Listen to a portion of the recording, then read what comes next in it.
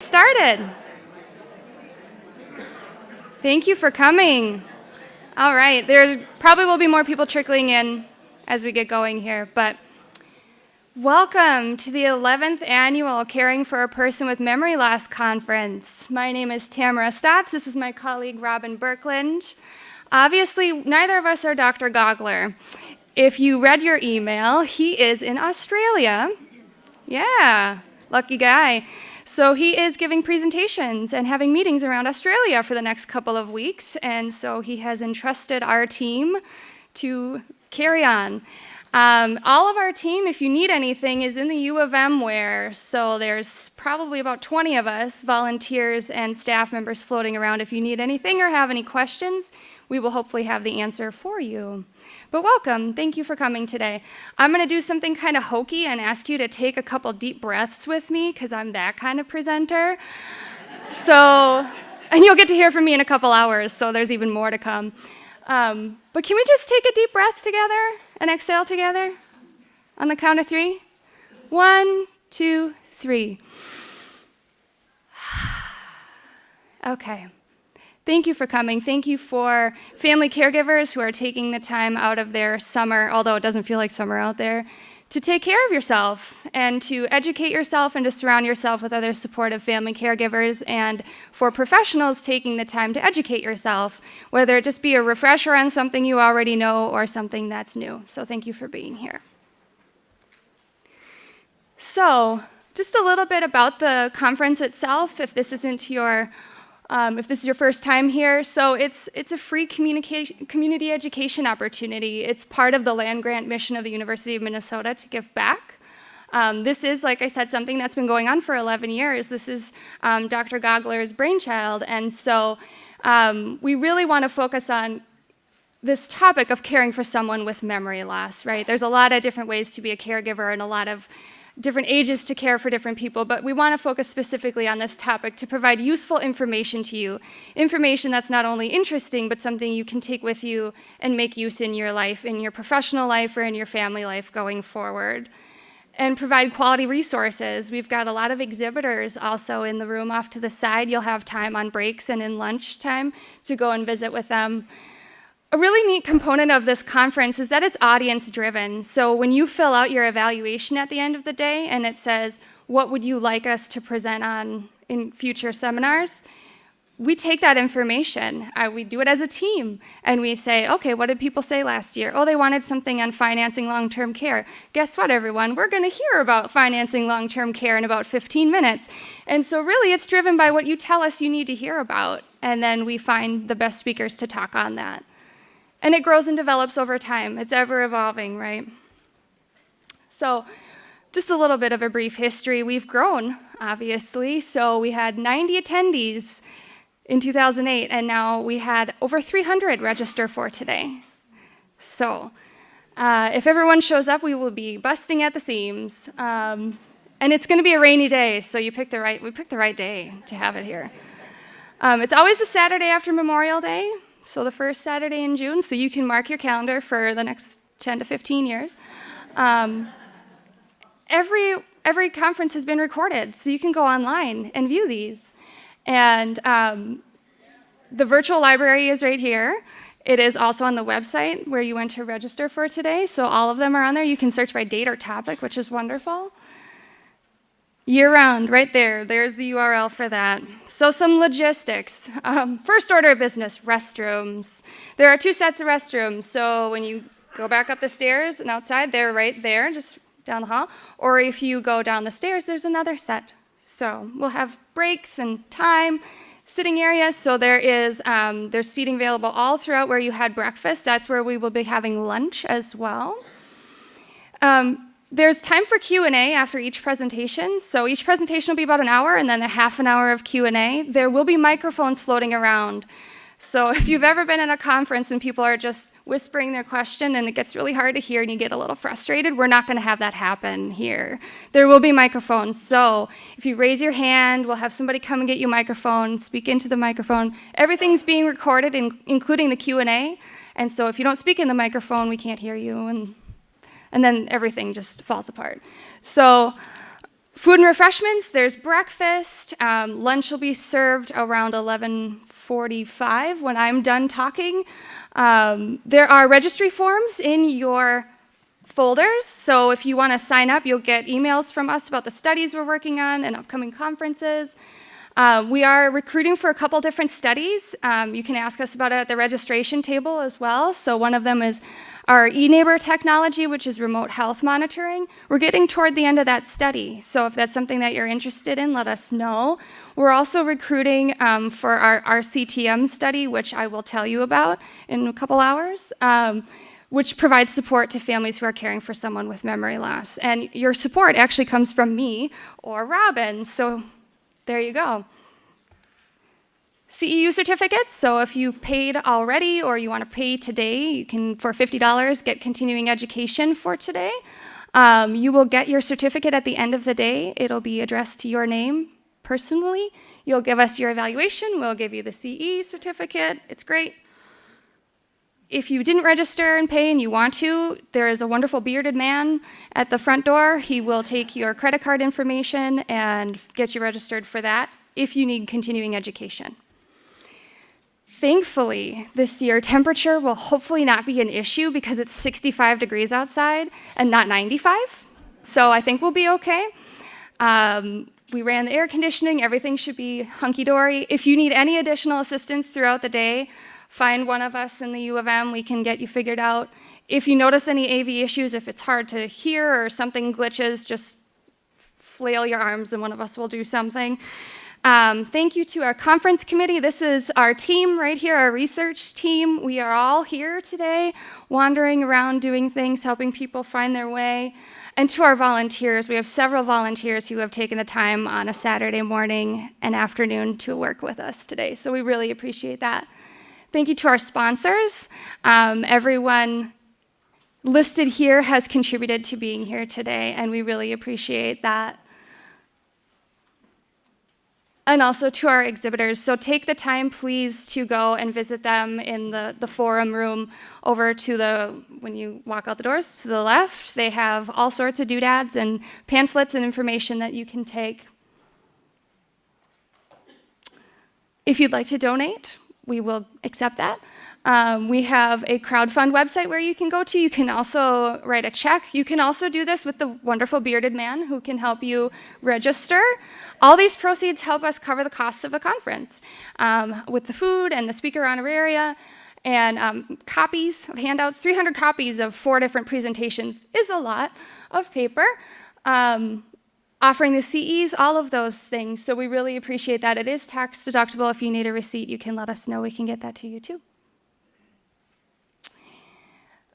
We do have a banner that has the donors listed there too. You can take a peek at that. And then we, of course, are very appreciative to Vernon Weckworth for his generosity over the years as well.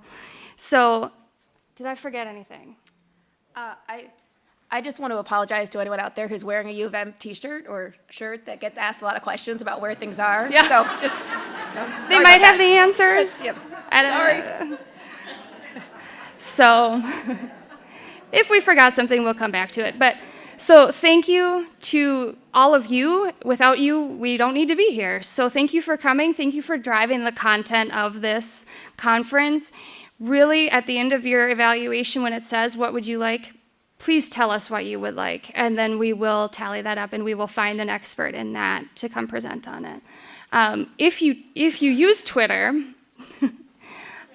I don't, but if you use Twitter, this is our hashtag. It's caring for a person with memory loss. So if you have ideas or experiences or anything that was particularly poignant to you today, or if you take pictures, mostly of Robyn, not of me, you can tweet that to that hashtag. I think we remembered everything. I sure hope we did.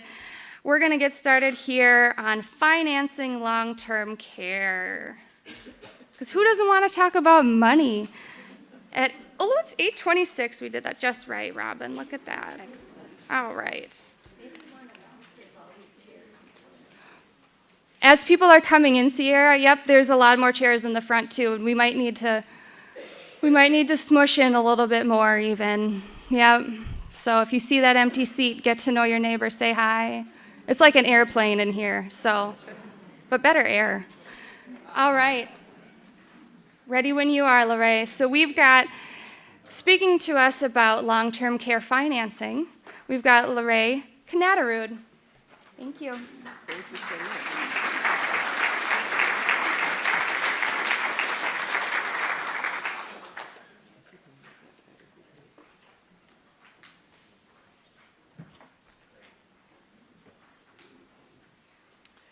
Well, thank you for that kind introduction.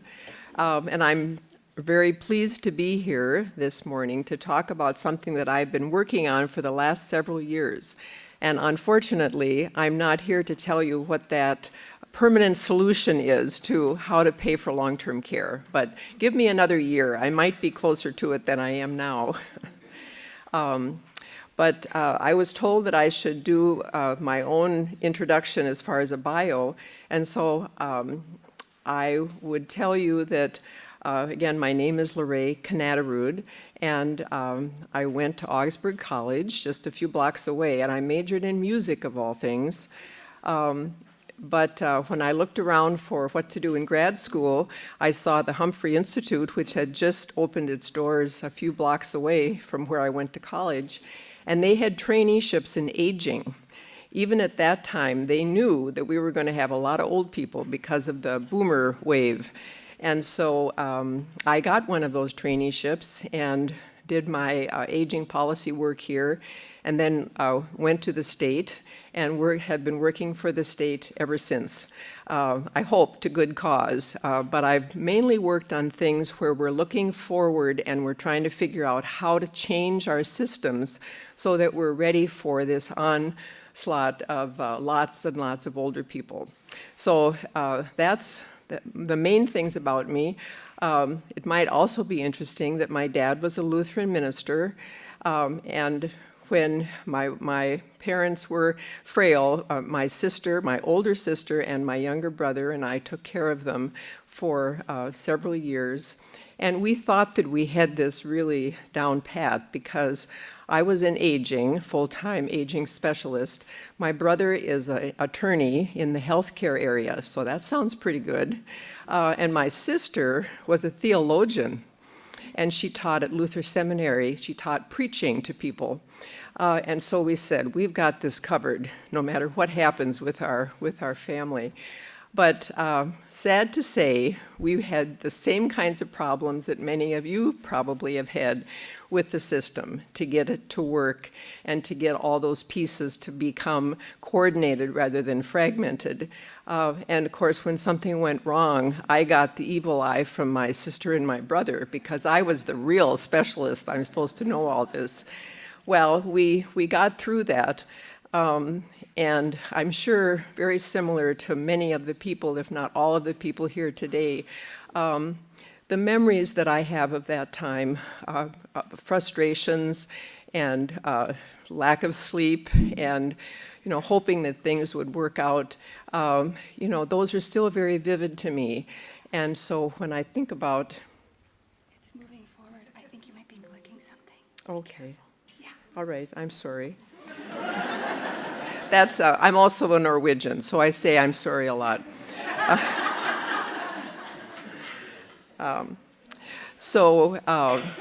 What was I saying? I was saying about my my frustrations and the things that you are going through, we also went through. And I hope that that helps me as I think about not just the individual level, because we all either been there or are going to be there, as Rosalind Carter has said. It affects all of us at one point or another. But what we really need to do is to keep that in mind and then go to the policy level to think about how do we need to change what we're doing in terms of the financing of long-term care and actually the care for older people in our society as we have more and more of the elderly to take care of. So what I've got planned for today is a little about demographics and a little bit about our initiative that we're using to kind of cover the landscape of financing for long-term care and some of the work that we've been doing the last couple of years that I hope will be interesting to you, and then some next steps for what we're working on.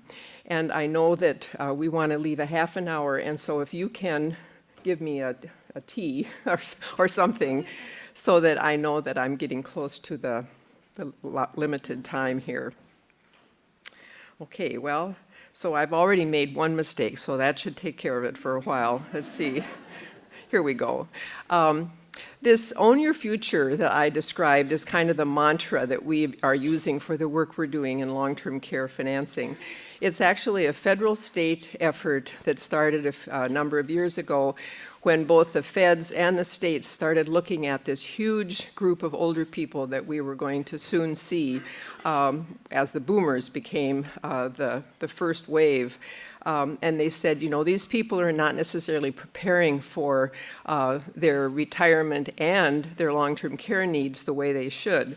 So this Own Your Future turned into a public awareness campaign, a joint effort between the federal government and a number of states. I think it was 27 when Minnesota joined. We were the last group to join.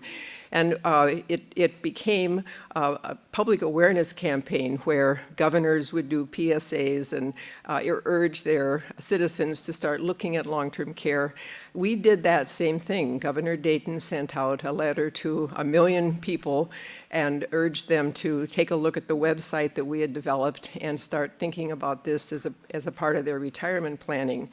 But what often happens in Minnesota is that we decided to add on to what the Own Your Future at the national level was doing. And so we added 2 additional components. One of them was looking at some product development that I'll be talking about. And then the second one is to really take a look at Medicaid as a financing tool for long-term care. The question being, since it was never intended to be a major source of financing for long-term care, what are some of the other options? How can we kind of think about different ways of doing this that would be better in many respects? So why are we so concerned about this whole issue about aging? And I should also say that I gave you more slides than I have time to cover because I thought you might want to have that later if you studied this or you want to have the test on long-term care financing. It would be a good thing to read this entire document. But so I will use my power to not go through every slide if that's okay. And then if it's something that you want to ask, you can do that during the Q&A. But we're going to have just huge numbers of old people compared to what we've had in the past. And this has never happened before in human history, and so there are very few guideposts for how this is going to happen. We know that when you have an older population, you need a better healthcare system, and you need financing for the long-term care because those are 2 major issues that we have been dealing with, and we need to find better solutions.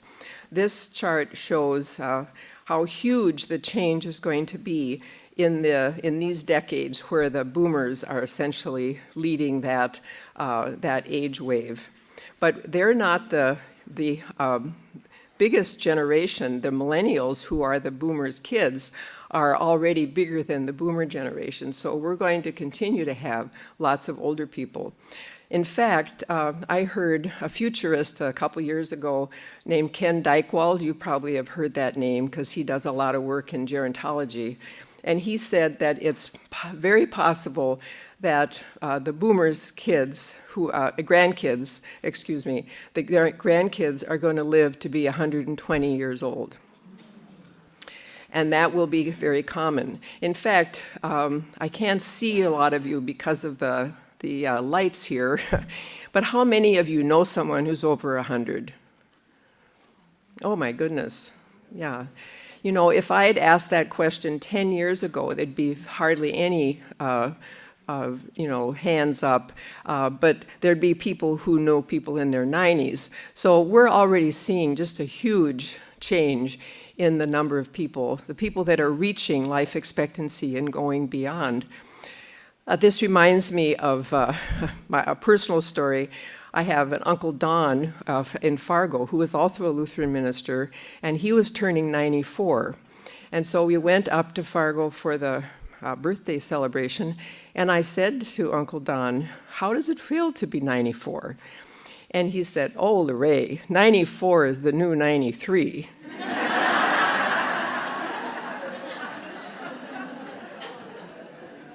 He always had a good line. Well, in addition to having lots of older people, we're going to see that a lot of them need long-term care. This shows the most recent data that we can have at the national level, and it would be pretty similar at the state level, that we have over 70% of the people who are over age 65 are going to need some kind of long-term care during those years after age 65. And the other thing we know is that most people have not planned to pay for that. In fact, one of the things that I do with the Board on Aging every year is I go out to the education building at the State Fair, and we ask about 2,500 people a set of questions about how are they planning, and we try and catch them between the cheese curds and the midway, and they're pretty relaxed when we talk to them. And people are brutally honest, I think, and they say, "I have no clue how I'm going to pay for long-term care." Some of the other people put down government programs or long-term care insurance, but we know from our other statistics that they probably really don't have those items. They're not eligible for Medicaid, at least not now, and they probably don't have a long-term care insurance plan because a lot of people think they have that through their work, but they really don't. And so it just shows you how much we need to kind of rethink this, because people really don't know what they need to do in order to get ready. And what that means is that if we look at Medicaid, which has been a major payer of long-term care services in the past, for Minnesota, we have spent a little over $1 billion a year for elderly long-term care. This does not include younger people with disabilities. We spend a lot more, actually, on those populations than we do on the elderly. But we're at a little over about $1 billion. So if you do a projection and you add in the number of older people that we're going to have, the people who are going to be almost 120, and if you add in an inflation factor for the costs of long-term care increasing over time, it comes up to almost $4 billion by the year 2040. And this is a huge concern for people at the state level, not just Minnesota, but across the whole country. Because what this means is that more and more of the budget is going to go to these mandated services, and that means that there's going to be more competition for each dollar going to education or job training or K through 12 or post-secondary, any of those kinds of issues that the state really needs to have in order to invest and have a diverse economy for the future. It means that we're really struggling to balance all of that off, which means that it comes back to, okay, what are some of the things we can do? And one thing that I want you to be thinking about as I talk, because there are some people who feel that we could just set up another entitlement program. Just a minute. Some people feel that we could just set up another entitlement program and use public money to finance this. And a lot of people are in support of that. But if we look at the politics, if we want to look at the politics, the day that we have, all the ducks lined up in order to have that happen may not be coming soon. And so one of the things that we're trying to do is to not only look at how you can change the public money, but bring more private money in. So the kinds of products that we have been looking at, that I'll talk about in a minute, all have that criteria, that we want to bring more private money, not so that people exhaust all their resources, but there's some kind of a balance between the public funding and the private funding. Does that make sense? It's one of the criteria we used, and I know people have a different point of view on this, but we decided to work on the private market initially. And one of the things that we found, and I think that we hear more and more about this, is that the last great hope that we had a couple of decades ago was that all the adults in Minnesota and in the nation would sign up and purchase long-term care insurance. People felt that this was, some people felt that this was the only way that you could find to pay for long-term care costs, which is not the case. There are lots of other opportunities. But what we started seeing as we looked at long-term care insurance is that there were significant changes, and actually the number of policies that have been sold in the last 10 years or so are going down each year. And so right now, across the country, there are actually about 150,000 people who have long-term care insurance. In Minnesota, it's about 9% of the adults over 18. And so it has never kind of met the promises that people thought it had a number of years ago to try and be a place where people could get a policy for long-term care insurance and use that when they needed help. Because of all of the risks that individuals see in the long-term care insurance area and the risks that the companies see, we've seen a tremendous difference in that industry. For example, 20 years ago, there were probably 100 companies that were selling some kind of long-term care insurance in Minnesota. Now there is a handful. And so it has changed quite a bit, and it's not going in the direction of having more people sign up.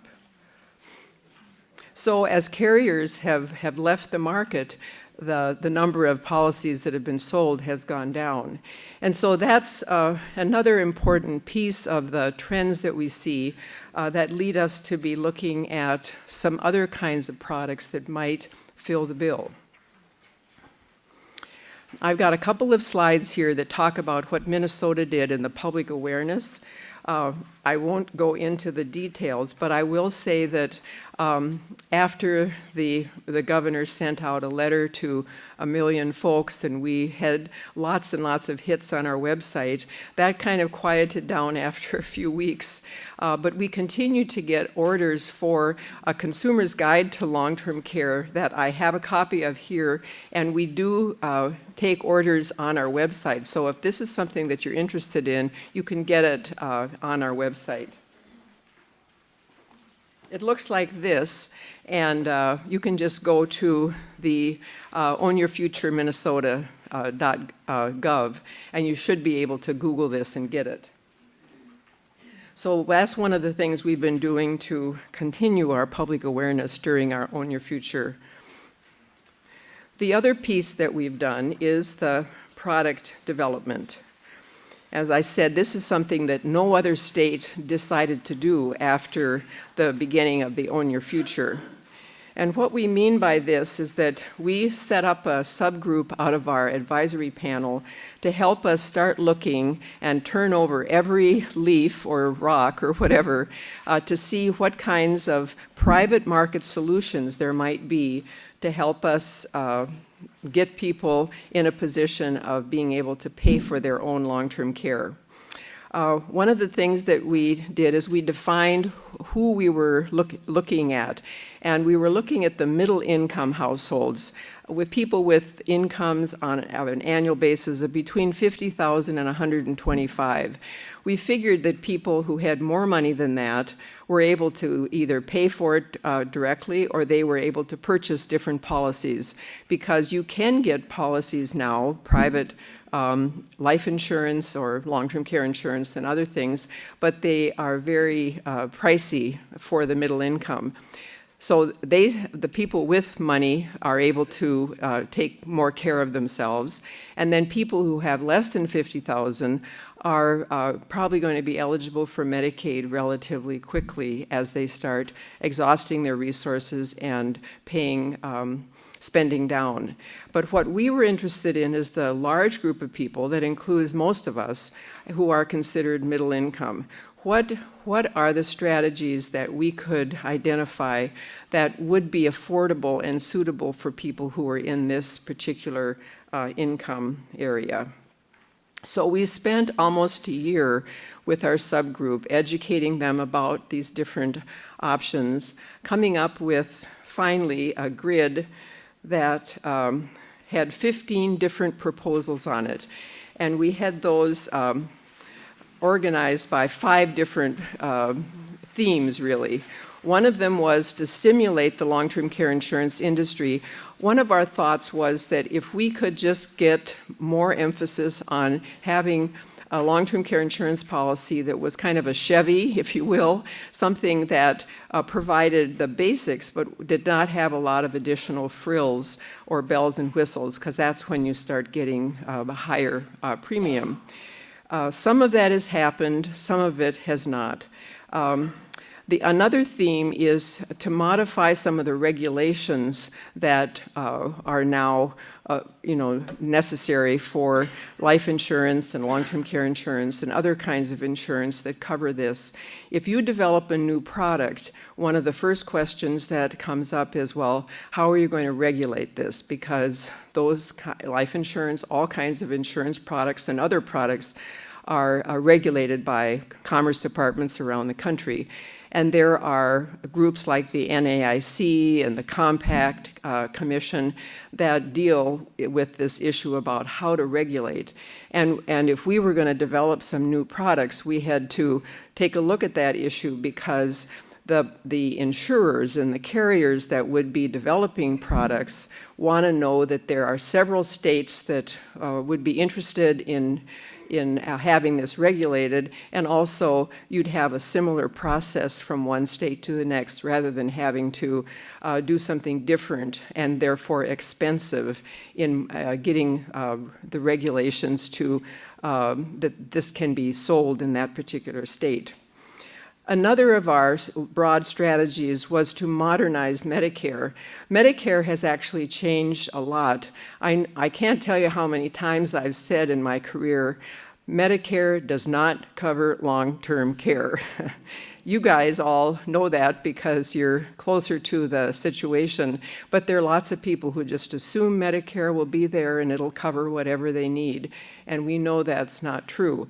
But what has happened is that Medicare dollars have been covering more and more of what is some people call long-term care and other people call subacute. But hospice has really grown, and that's really a lot of long-term care. You have more rehab after hospital stays. And so we wanted to see how can we think about Medicare in a different way, because many people feel that that is going to be one of the doors that we enter eventually, and maybe adding a part to Medicare, like they have Part A, B, C, D. This would be Part Z or something at the end of the alphabet. That would include some kind of long-term care coverage. Some people feel that that's something that will happen eventually. The fourth look that we took here is to look at equity, because that's something else that many people have. They don't have as much as they used to, but a lot of seniors do have some equity in their home, if not paid off. And we don't have really good instruments now that people feel comfortable with, like reverse mortgage has some old tapes and there are issues there. So we wanted to look at that at some point. And then finally, taking a look at tax-favored savings plans, and something that really hasn't been done before. How could you incent people by changing some of the federal, now this is federal regs because we can't do that at the state level. So if you have a 401k and you're putting money aside and you're getting some favorable tax treatment, what if you added to that a certain amount per year for just long-term care? Could you make that more attractive to the to the taxpayer or to the individual who was using that. Same thing with HSAs. That's tax-free going in and out. And so maybe that could be another place that you'd look at.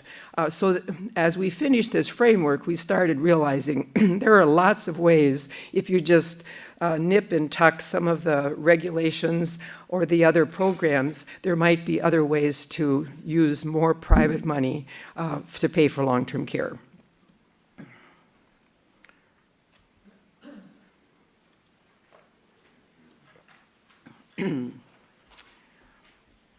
Okay, so let's talk about those two new product areas that I think we have them. Yes, the ones with circles around them are we voted at our subgroup meeting, and they felt that those two had the most promise. And so those are the ones I'm going to just talk about briefly this morning. The first new product that we looked at with a lot of potential is a term life insurance product that includes and converts into a long-term care insurance product when you retire. And the idea here is that a lot of people have term life insurance as a breadwinner coverage. You know, if you have a family, you need to have term life, and many people get that through their employer as well.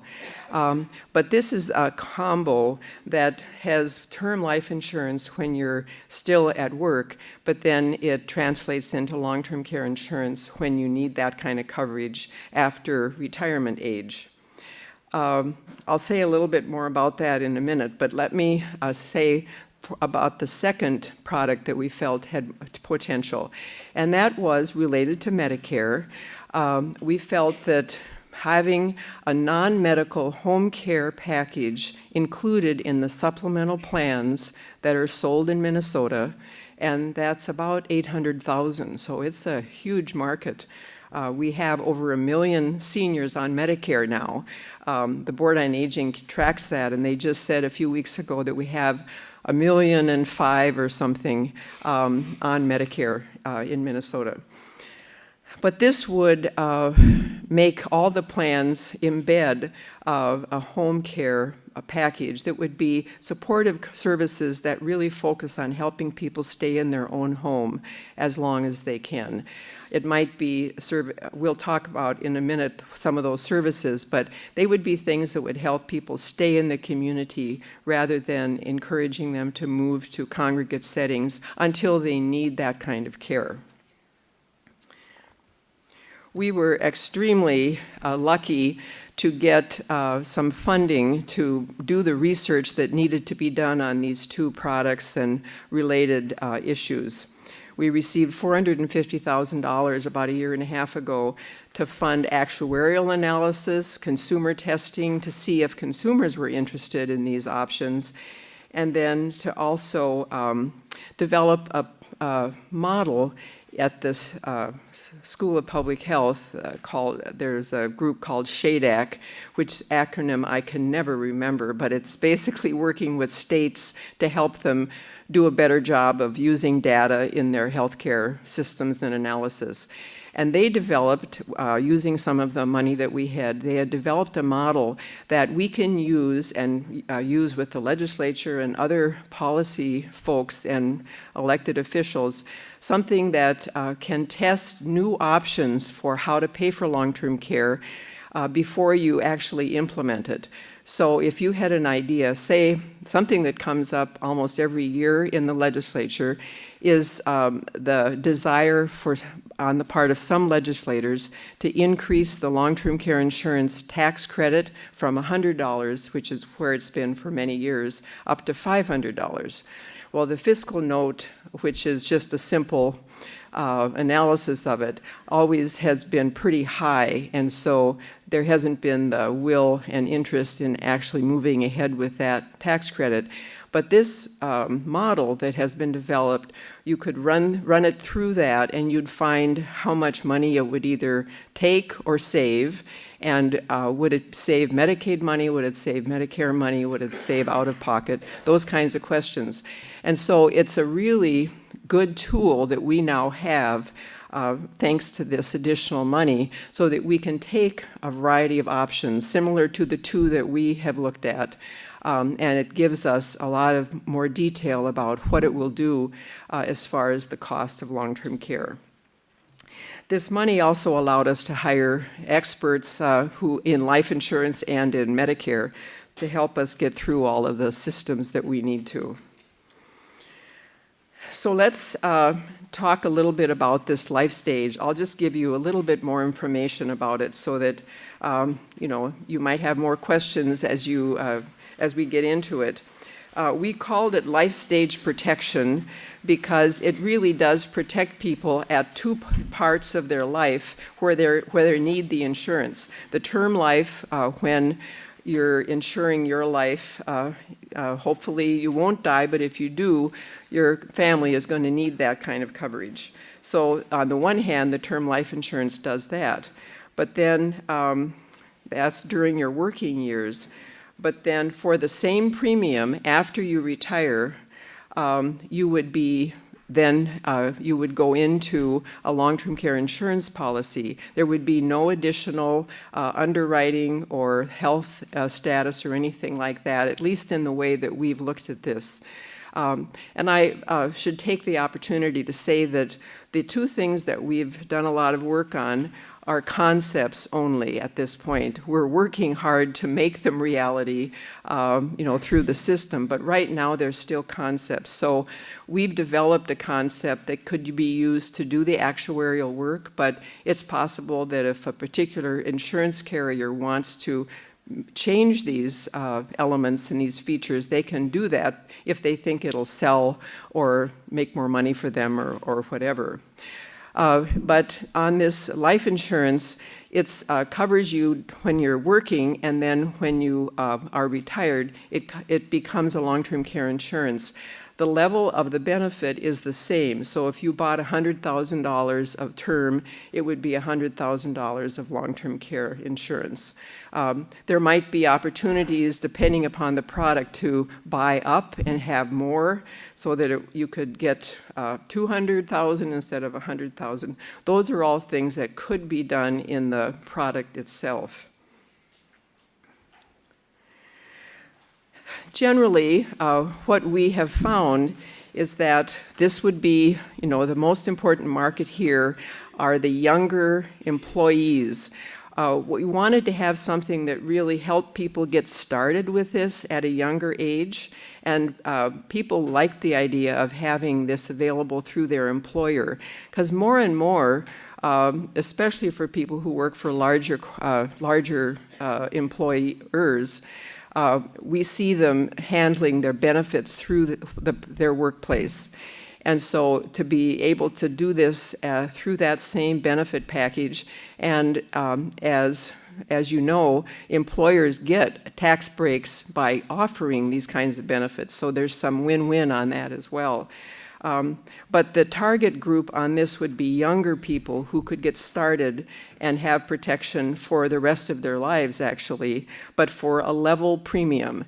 So what would be happening is that your premiums would maybe be a little higher at first, and that would be pre-funding the long-term care portion, because the term life insurance for a younger person, as you may know, is quite affordable, so that they would be loading up the premium for future years in order to make sure that it stays level for later. One of the things that we have found out in talking about this is that we really don't have a lot of group long-term care insurance left. There's maybe one or two in the whole country that do this. And it goes back to what I was talking about as far as the risks that we now have as a part of long-term care insurance. Because we have so many more older people, the claims have been much longer, they've been more expensive.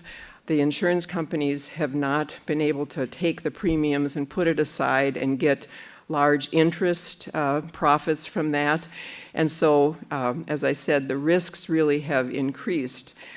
So if there was a new product and there was a market that developed, you might begin to see some more of the group coverage, because that is actually more affordable for most people, and it's a better deal because you can do it through open enrollment and a number of things like that.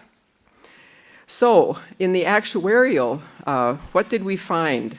Well, this table shows you what we found, just some examples of how much it would cost per month if you had this product and you purchased it. If you were a 35-year-old man and you bought $100,000, it would be $40 a month.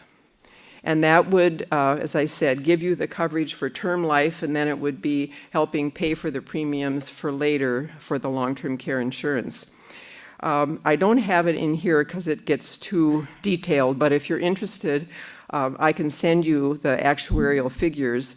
What we found is that looking at buying a separate life insurance, term life, and a separate long-term care insurance, it's cheaper actually to buy them together. And if what it does is that you are paying only about $9 a month out of that $40, about $9 for the long-term care insurance, which is the most affordable number I've ever heard in terms of long-term care insurance. So we felt that it did kind of meet the criteria of something that could be available for middle-income folks. Because $40 a month, I know in our consumer there are people who felt that that might be more than they wanted to pay. But it seems to be within an affordability index for the middle income. So what did we hear from consumer research? Because we did consumer focus groups in both Minnesota and at the national level. We were lucky that the Society of Actuaries, they were looking at the same kinds of products that we were looking at, and they agreed to include our life stage protection in their focus group in the quantifiable survey that they did. And one of the things they found is that the idea was well received, and people liked the fact that it was more flexible. There were certain target groups like this younger employee group that would be good to target. They liked the flexibility, that this something is helping them in a couple of different ways. Two purposes for this. One of the things against long-term care insurance was always the fact that, well, I'm only buying one thing. I'm paying for protection on long-term care. And a lot of buyers want to have a twofer. So that's why combo products have been so attractive, that you get a life benefit, a death benefit, and then you also get a disability benefit because you can use it either way.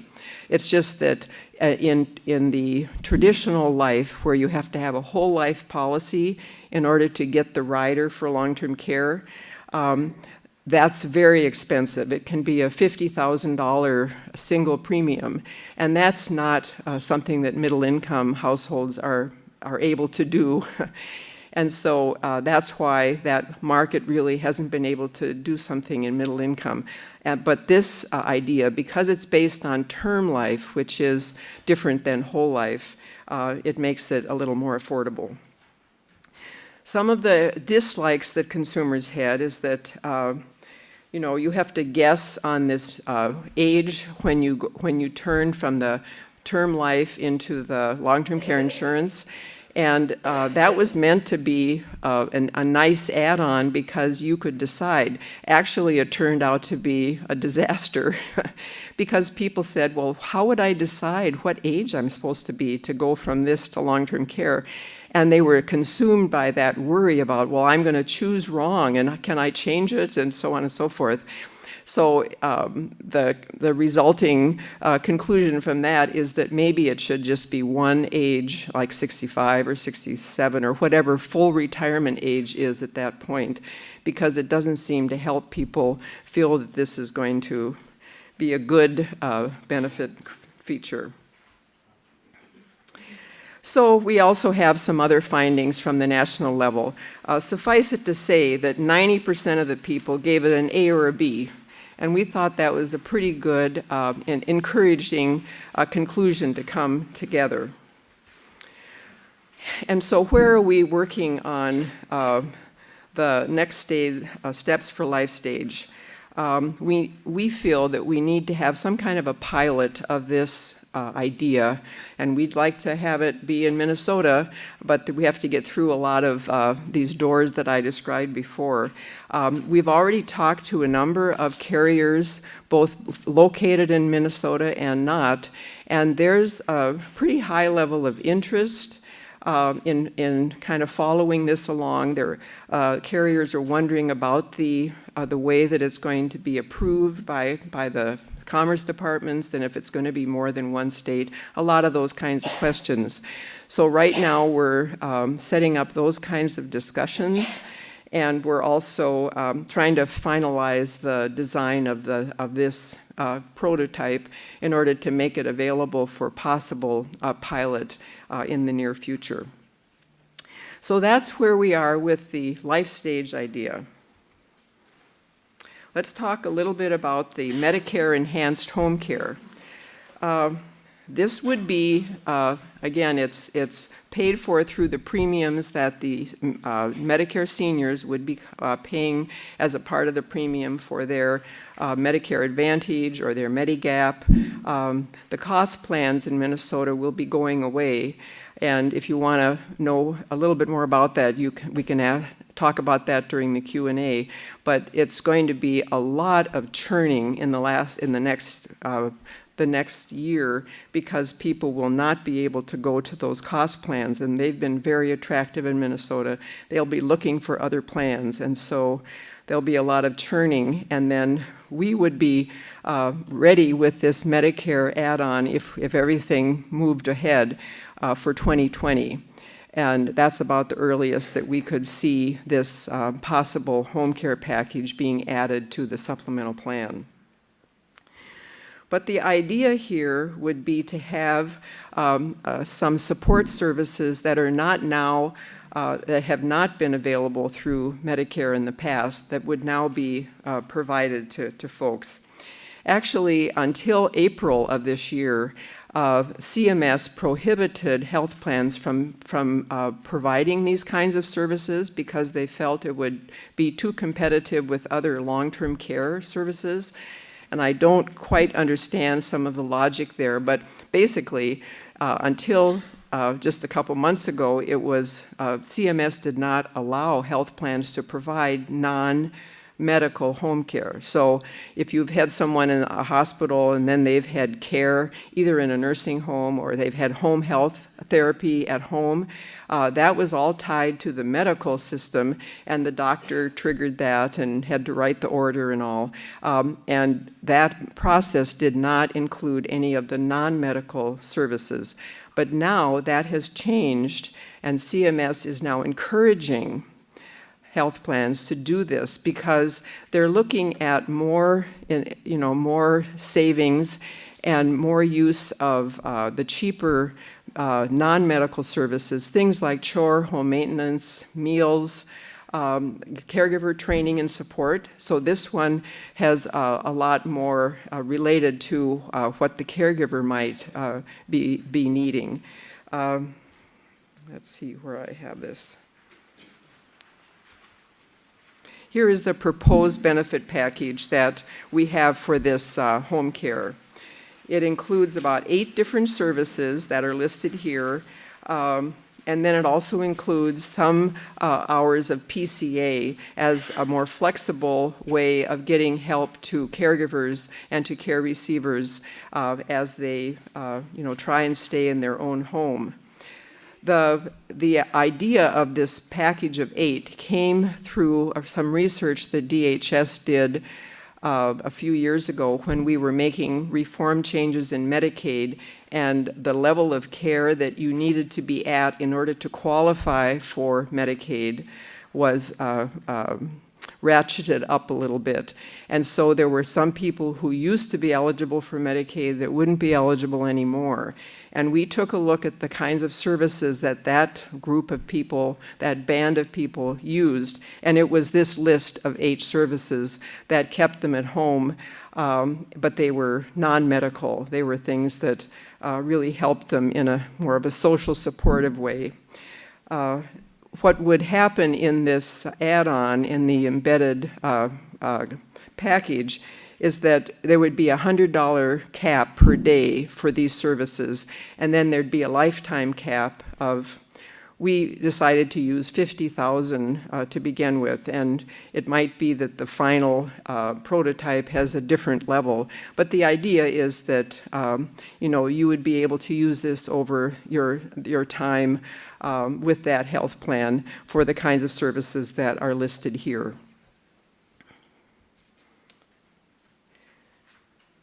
I'm just making sure that I've told you what I needed to on this slide.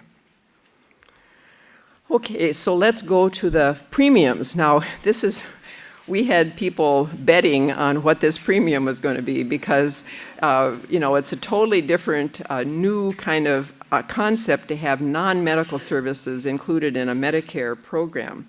But what we found was, to me, it was stunning because we did it with PCA and without PCA just to see how that changed it. And you can see that the premium that you'd be paying to get the 8 services without the PCA would be under $10 a month.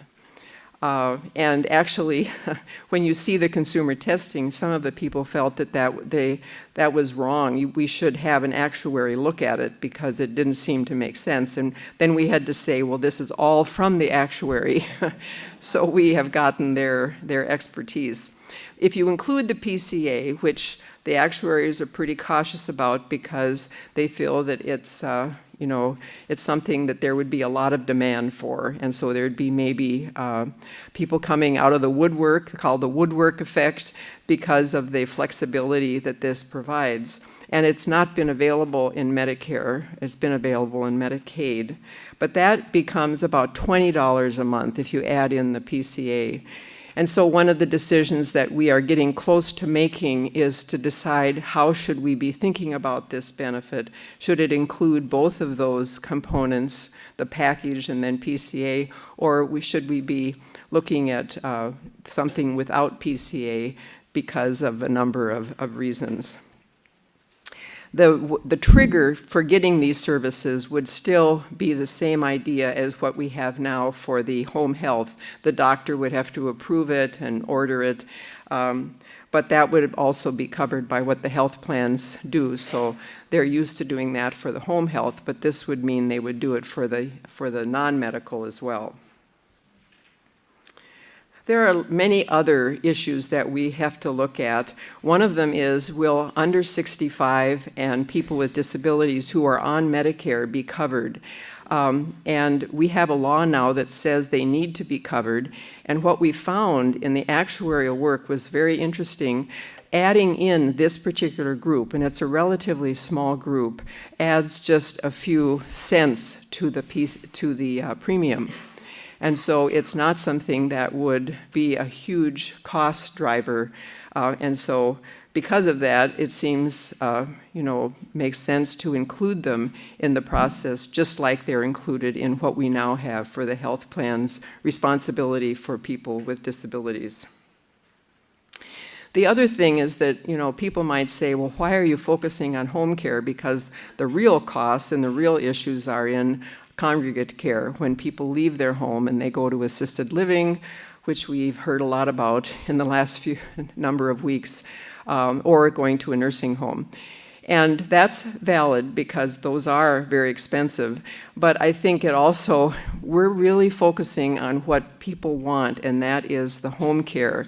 And if this kind of package can help people stay even for a few more months in that home, and can help the caregiver make that happen, that's an important piece of a goal that we want to meet.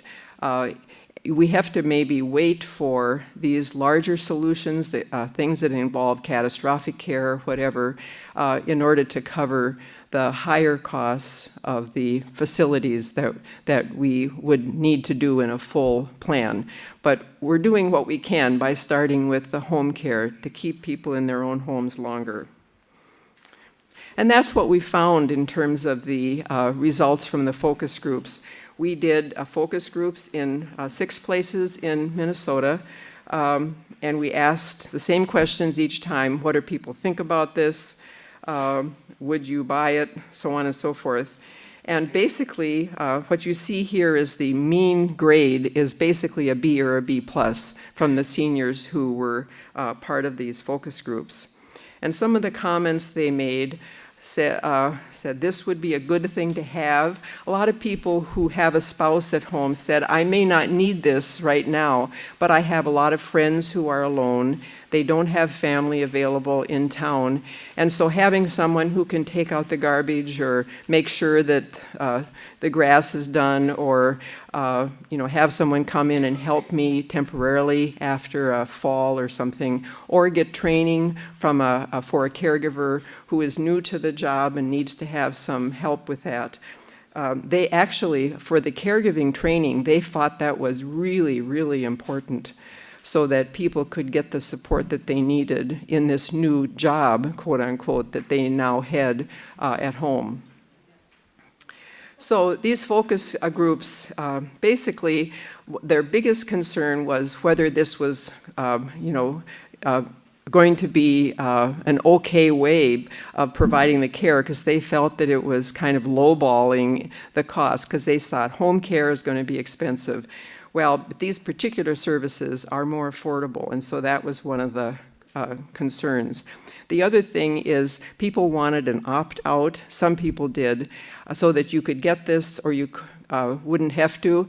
But when we explained in the focus group that means that there's adverse selection, and so people who are going to need this are the ones that sign up for it, and then the premium becomes hundreds of dollars instead of just dozens of dollars. And after hearing that, there were people who said, well, maybe the embedded approach is okay, because then it keeps the premium more affordable. So the next steps for the Medicare benefit, we are just starting in the next couple of weeks discussions with the Council on Health Plans to finalize our benefit. We've had discussions with some of the other for-profit health plans, and or are planning to have more of those discussions, and work through a process of figuring out how can we make this available through some kind of a pilot or a demonstration in Minnesota, so that we have this kind of privately funded, because it's coming from the premiums, a privately funded way of providing this kind of home care to people who are on Medicare. I wanted to mention just a couple of other things. I already said something about some of the federal tax savings programs for HSA and retirement savings that we're looking at to see what it would entail to make some of those changes, so that would be more attractive for people to save as a way to pay for their long-term care. But one of the things that has just surfaced in the last couple of weeks is a catastrophic plan on the back end of long-term care that would be put together with the kind of benefit that we've been working on at the front end. So Judy Feder and Mark Hohen, who have done a lot of work in long-term care financing, have developed this idea that would be it would sort of take the place of a lot of what's now happening with another idea, and that would be that people would pay for their services. It would be called an elimination period. They would pay for their services out of their own pocket for 1 year, 2 years, 3 years, or up to 4 years if you're higher income. But then after that elimination period, if you still are alive and you still need care, you would be able to go into a catastrophic plan that would be funded by a 1% payroll tax on Medicare, basically. It would be just an increase in the Medicare payroll tax, and that would cover the costs of doing this. And what it does is it gets rid of the use of the assets in Medicaid, and it uses, taxes, obviously, to pay for that. But it also kind of balances out the fact that if you have more money, you can pay a little more and longer for that service. But then at a certain point, you are no longer able or necessary payment of that. You go into the catastrophic.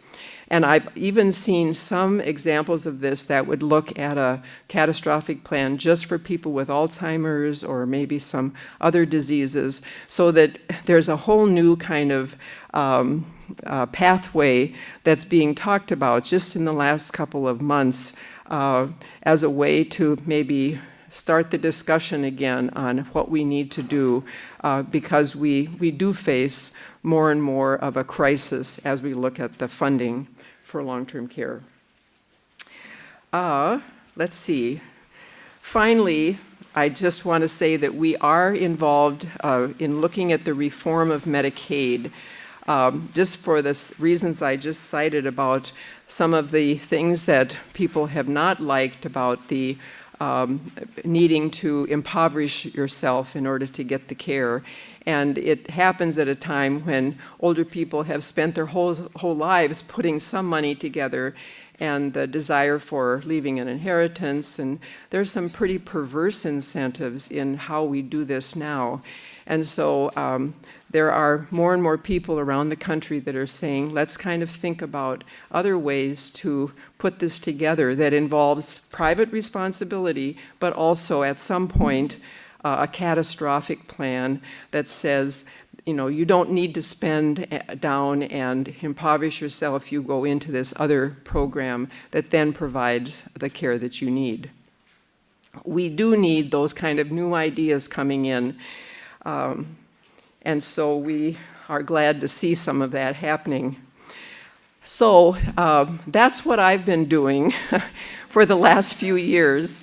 I wish that I had more expertise on some of the technical questions, but I hope that this gives you a sense, encourages you for the future, because you're the ones that see the effects at a personal level. I've talked about all of this at a policy, at a macro level, but as I've been talking about these services and the benefits that could be made available, I've been thinking about Jonette and Harold, my mom and dad, and what these new ideas could have done for their experience and their ability to pay for some of the long-term care that they used.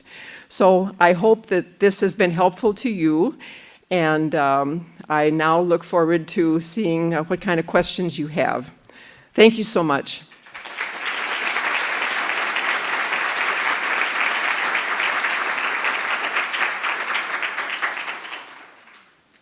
Do you want to facilitate, or I literally can't see any hands, so I think somebody else should maybe. There'll be microphones coming around. We've got a hand over here on the left. Do you want me to facilitate? I can do whatever you want. Maybe call on people because I can do that. Can't see them. I'm going to show my ignorance. You said that people will not be able to purchase cost plans in the future. Could you please explain that? I thought I knew about Medicare. Now I don't. Okay, well, I will explain to my level of understanding. Minnesota has something very unique. It's available to other states, but it's primarily used in Minnesota. And we have something called cost plans. And what it is, it's a special contract that our health plans, most of our nonprofit health plans, not all of them, they have a special contract that allows them to provide a broader network of services than they would otherwise. And then the costs of providing that and offering it are paid by CMS. So in other words, their costs are covered in a way that they wouldn't be if they weren't on a cost plan. That cost plan concept has been, people have tried to eliminate it for years, and there's always been lobbying efforts to keep it going, and especially in Minnesota, because we have very low rates, and so we have low rates paid for by Medicare, and that's historic because our costs have been low, and so the rates are set based on historic costs, and those are low, so then we have less money.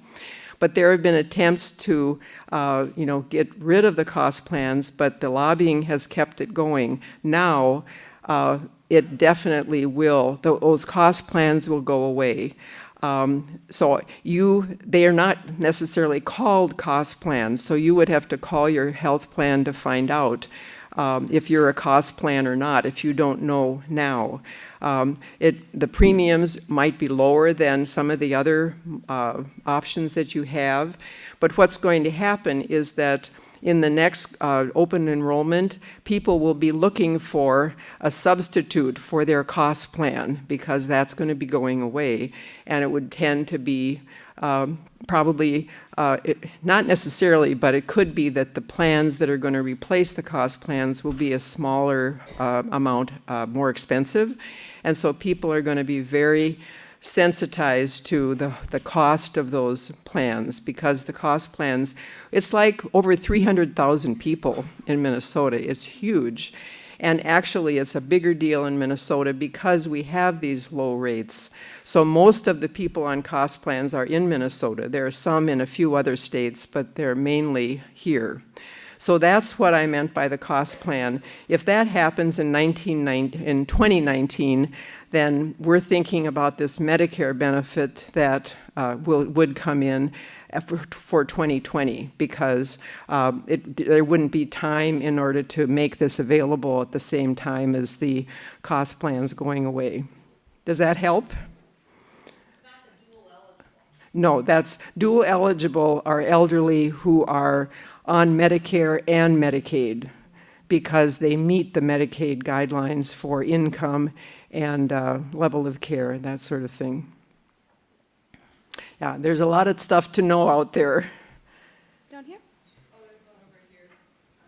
Oh, we got one over here. As a single and childless adult, I always felt that the term life insurance benefit was kind of lost on me. Have you thought about allowing for an option to have single folks have all of those premiums go toward long-term care insurance instead of term life insurance? Do I have to repeat the question? Everybody heard the question. That's a great idea. But that's the kind of thing, and I'll tell our life insurance expert to see if he's thought about that. That's the sort of decision that would be made by a carrier, an insurance company, that was interested enough in starting to maybe look at a design for a different kind of product that would cater to the exact group that you're talking about. Quite frankly, it's a huge group because the boomers, a third of the boomers live alone. And so we have a real market there that one would think that the insurance carriers would be looking at. But that's the sort of thing that would be made at the level of the insurance company. Hi, I'm an adult daughter who cared for my mother with frontal temporal lobe dementia, long distance, and she basically had long-term care insurance, but 2 years before we actually needed it, my father passed away and her dementia had kicked in, but she was so high functioning, we didn't know that she quit paying the premium. So we lost $350,000 that we would have had. Is there anything in your policies, like if somebody does sign up for the retirement benefit that goes to long-term care, that it's automatically deducted from their pension, or that there's a third-party notification if long-term care insurance is dropped suddenly like that? Because we had no recourse. Right. I've heard that enough. It's not, every audience, but I've heard that enough that it seems to me we need to protect, one of our criteria for looking at these is better consumer protection. And so that would clearly be something that would need to be written in as far as the regulation or the if it's the forfeiture or whatever it might be, make a part of the policy. In fact, the Commerce Department and the AG might both look at something like that. So I think it's something we should definitely figure out and figure out a way to address that issue. We got one right here. In one of the options you discussed, that you indicated, there are difference in premiums if you include the PCA assistance or not. What is PCA? Okay. You caught me using an acronym that I should have defined, and I apologize for that. PCA stands for Personal Care Attendant, PCA, and we have a large PCA program, especially for people with disabilities. These are universal workers who are registered at the state level, and actually the state provides training for PCAs. We have 60,000 PCAs in Minnesota. It's a pretty big group. But this worker is able to do a variety of things. It's not just Medicare kinds of things or medical help. They're able to drive you to an appointment. They can go grocery shopping to pick up food for your for your apartment. They can help you with a bath or get dressed. They are able to kind of cover all the different ADLs and other things that people might need. That has not really been... Sorry. What did I say? Activities of daily living. Boy, I really have to go to school, don't I? They were able to cover activities of daily living. So this is dressing and toileting and preparing meals and things like that. ADLs. I'm so sorry. See, there's another. I'm a Norwegian. Absolutely. Here, then we're going to come down here. Okay. Here, so up there.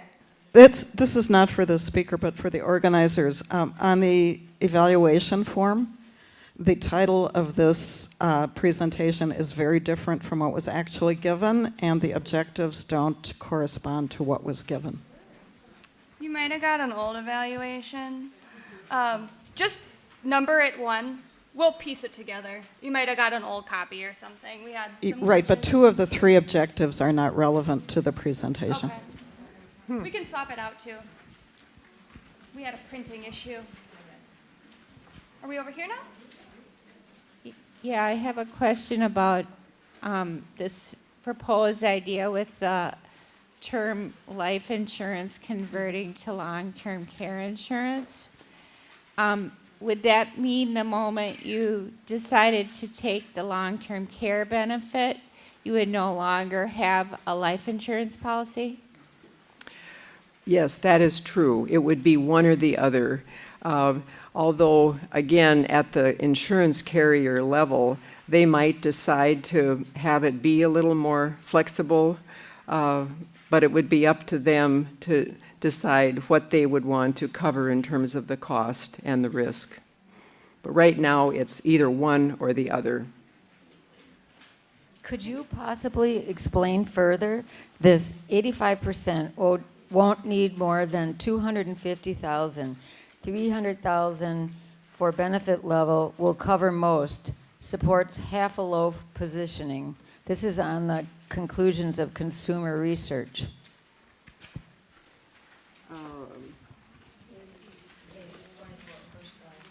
Slide 24.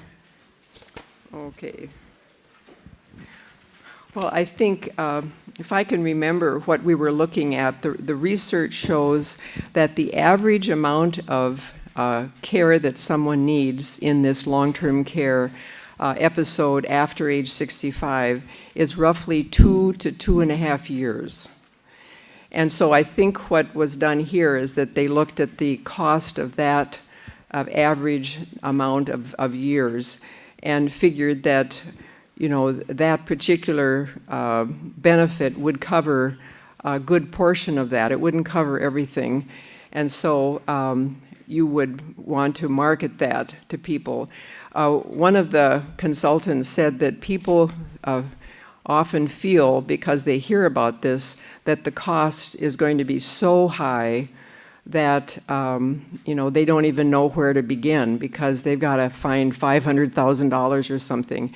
And I think part of what this half a loaf principle is that for not that much money on the premium side, you can get the Chevy coverage, I said early on, you can get fairly good coverage, and then maybe your current resources or other savings could help with the rest of it, rather than saying, I can't buy long-term care insurance or this product or whatever because it doesn't cover what I think I might need, and that is such a high premium that you can't afford it, and so you kind of sit on the sidelines and not do anything. And what we're saying is that half a loaf is better than no loaf, and so that the idea is that you know, maybe one of these would be helpful even though it didn't cover every dollar. We're going to go right here, and then we're going to come down here. I have, excuse me, I have two questions. One, from a consumer protection point of view, is it possible to get dementia-friendly training for bankers and advisors so that they ask the right questions of someone when they are going through that stage of early dementia or some other disease that affects their cognitive skills? The other is, how optimistic are you about Medicare, given the publicity that there's a significant portion of the politic that wants to reduce it or get rid of it? Mm-hmm. All very legitimate questions. I guess on the Medicare piece first, I guess I'm glad that there's someone who continues to offer some options that are available for congressional review and for hearings that they hold. I may be not, I mean, maybe I should be more cynical, but to me, having ideas that come up and you know, kind of are presented to groups like the congressmen at the hearings that they've had, show that there's still people thinking about how we can put this together in a more efficient way and not necessarily save all the money, but have something that some you know, pathways that are more affordable than what we've done in the past. One of the things we'd like to do is, if we did this pilot on the Medicare, we would like to be able to see if it does save Medicare money or Medicaid money in the future. Our first initial pathway through the model that I described said that we would be saving hundreds of millions of dollars by 2040 if we use this non-medical approach in more cases. So we're trying to include that in our evaluation so that we can know whether we're saving money, which means it would go farther in terms of the additional people who would need care. And in terms of the training, we need to include anything that helps us you know, get better information on that. You got this one down here, and then we'll go again. I have a question. Can you hear me? I have a question regarding the catastrophic public front-end private long-term care insurance slide that you put on. You talk about the catastrophic following long-term care, but for many of us, I cared for my mother for 5 years before she went into the care center in her last 4 months. And at cost to me and my family to not have income because we cared for mother. Is it only long-term care insurance private? Or is it self-pay, care, family care, and then it goes into catastrophic? Or does there have to be an insurance premium that's paid? Or in lieu of? I'm not sure if I'm making myself clear, but many of us here are caring for our elderly parents and not being able to have as much of a livelihood for ourselves because of that care. And so we're the insurance. Yes. So, and then can that then convert into, after 4 years or whatever it is, then she would be eligible because you're proving that she needed care during that time, or a person. If that makes sense. Thank you. I don't have a specific answer. I mean, I can't remember what was in the proposal, but I do know that the people who developed that were very cognizant of the issues surrounding the family caregivers and wanted to be able to respond and to address that huge issue that's now a part of our system. Another piece of that is that there is some look at deductibility of the amount of expenses that family caregivers have provided. You guys know more about the details, but I think it's like over $5,000 a year as an average that families pay for expenses. And right now, it's not part of a credit, but what I understand is being looked at is whether that could be made deductible at some level so that people would be able to get some of that reimbursed, even though the person is not a dependent, and there are some other issues. But that's being looked at as a way to at least go in the direction of the issue that you talked about. Back to your number of people joining the population, they spike in 2010 and 2020. Are you assuming they die off, or does it just continue to grow? You mean in terms of the demographics and it's growing? Your demographic chart drops off drastically, but is that just the number of people becoming eligible? Or is that... It's the new people, and it shows the boomer age wave, because during those 2 decades they're turning 70 and then 85, and so it's a huge increase right there, even though there's a substantial increase for the next generation. I think that's Generation X. It's much smaller than boomer, and so it doesn't show up as much, but it does include the rest of the people who are continuing to live longer lives. So your planning is going to be exponential for the cost. It's going to be an incredible increase. Well, I said from 1 billion to 4 billion within that period of time. Yep. Down here. My question is on licensing of facilities and so forth. My husband is 70 years old. He's in a dementia care only facility. Last year it was $132,000 that I paid out for the year, personal, all private pay. And my question is, the licensing of assisted living in a dementia care only facility takes away a lot of things like tax deductions as medical expenses and so forth. Is there anything being looked at into that area as far as how we can get the government to recognize that dementia is a disease? Yeah.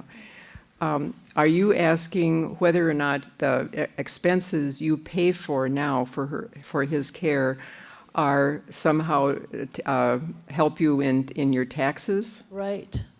Well, I don't know whether or not it goes over that 7.5% of the, your overall adjusted income that would go to medical expenses. That's intended to provide that kind of care. Now, I know that was an issue in the big, huge bill that went through, and I don't know how that was handled. So I'd be happy to research that and get back to you, because I don't know the exact answer. I'd like to... No, that's you. Me? Okay. Thank you. I'd like to ask a question about in-home caretakers. I assume that they are saving dollars either for themselves or for the state and its agencies. In addition, I think in-home quality of life is presumably superior to alternative methods. Is there special attention being given at the state level for caregivers in home with respect to tax breaks or even some type of insurance, be it for necessary expenses or medical expenses? That's a great question, and it's a big issue. What I said a few minutes ago about this a deductibility of the expenses that caregivers have is the one thing that I know about, and we're looking at that, related to Minnesota tax treatment to see how the federal and the state things could work together. But I think it's an important issue that we need to continue to look at more options and more solutions for, the kind of situation you describe. But the deductibility would be the one thing that I've heard about more than other issues at this point. Great. Hi, this was a great presentation. I just wanted to say thank you for your knowledge and information today. I have a comment and a question. One of the previous questions was training for bankers and those in the financial services industry. I'm actually here today from the financial services industry, and I just wanted to let that person know that there is a well-known awareness of the need to have training and awareness of our customers and clients who may be experiencing cognitive decline, protections that we need in place to protect their assets and whatnot. So we recognize that need, and we want to build the partnerships with the educational institutions, all the advocacy groups and whatnot. So love to chat further with that person if they'd like. The question for you, please. You were talking about Minnesota's initial proposals and the increased use of tax-favored savings plans. Understanding these are federal regulations, Right. Do you have any insight into the traction? Are other states advocating for this as well? Has there been any acceptance or movement toward increasing the HSA and tax-deferred plans? You hear it talked about a lot of places. I've heard it talked about within insurance carriers and in other, in other conversations. Doing something at the federal level is a heavier lift. And at the same time, if you do it just at the state level, it's not a very big bump, so it doesn't really help you that much. But I do know that different congressmen are interested in some of these issues. For example, Grassley, who is the chair of the labor blah blah blah committee that takes a look at aging issues. He's really led the way on the Chronic Care Act and some of the other things that are now built into that large tax bill that was signed by the president a few months ago. So I think that there's kind of a drip, drip, drip of let's see if we can do something with savings. One of the things that I heard at a meeting about a month ago in terms of where we've been with financing and where we need to go, and what this expert said is that long-term care insurance was kind of long-term care 1.0 because we tried that and the premiums went sky high because of the risks, and so that is kind of on the decline. And then we moved to long-term care 2.0, and in their estimation, the combo products that have been attractive, even the ones that have the single premium very high, because it's a twofer, that's kind of been where the interest has been, and our combo for life stage is in that genre. The next place we need to go is long-term care 3.0. And they feel that that's going to be around these tax treatment of 401ks and HSAs and maybe even new kinds of vehicles that could be used for long-term care with more favorable tax treatment. The idea being that what people really need at this point is cash. They need a way to get, that's not necessarily whether it's eligible for this claim or that claim or whatever. It would be better for them to just have more money to pay for whatever they need based on their own individual situation. And to me, that makes sense because we're moving into a time when people are looking at those kinds of options and saying maybe instead of having another thing that you have to put money into and worry about and deal with, it becomes part of a broader savings scheme. And the financial services people could really help with that too, to kind of rethink that so that you wouldn't you wouldn't have people who don't do anything because they don't understand what those instruments mean and they don't know if it's a good thing or a bad thing, so they just sit it out and they don't put any money into it. And that means that years go by and they don't have that resource building for future years. So that goes along with the idea that keep it simple, stupid, that if you have a simple way of doing that, and that it becomes another part of the benefits that you get at your work or some way you get through something other than your own individual action, we may be heading in that direction. So some of the things that we're working on now might make great sense in that world, but other things might be have a different role than what we're thinking now. I'd like to get clarification on the comment you made about 2 to 2.5 years of long-term care. Is that Minnesota demographic information, and is that specific to a dementia population, or is that a population as total? It's an average, and it comes from the Urban Institute work on their urban Dynasim model. So it is national, and it's an average overall. It's 2 to 2.5 years average need for long-term care. And I can give you more of a citation on that. We have some information, but not that level of specificity for Minnesota. We've got 2 questions left, one up here and one down here. This one's first.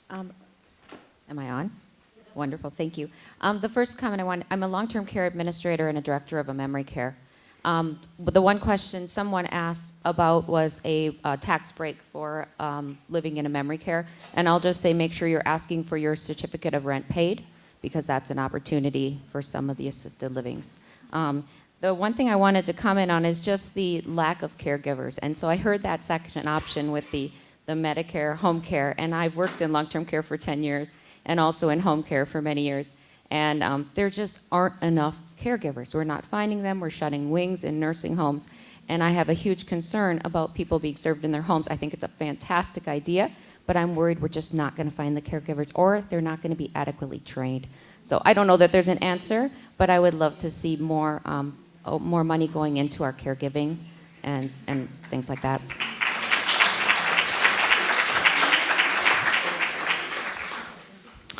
It's a huge issue that is already a problem. It's going to be even a bigger problem in the future. If you look at the data, caregivers are doing, family caregivers are doing more than they used to do as far as the percentage of the caregiving provided by families. And demographically, we thought that with smaller families and with geographical dispersion of people, there'd be less family involvement. It's actually more.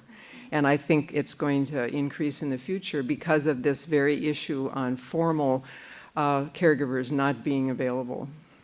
One final question before we have a break. She covered mine. Oh, it's already been covered. Are you ready for a break? Yes. Okay. Thank you. if I didn't deliver what you asked Oh, it's me. great. We will start up again at 10:15. 10:15. Thank you. Well, It's a hot topic. yeah, it is. Well, and these people are on the firing line, Yes. and I can imagine. I mean, I can think about what we were thinking when we were caregiving. Yeah. It's like, doesn't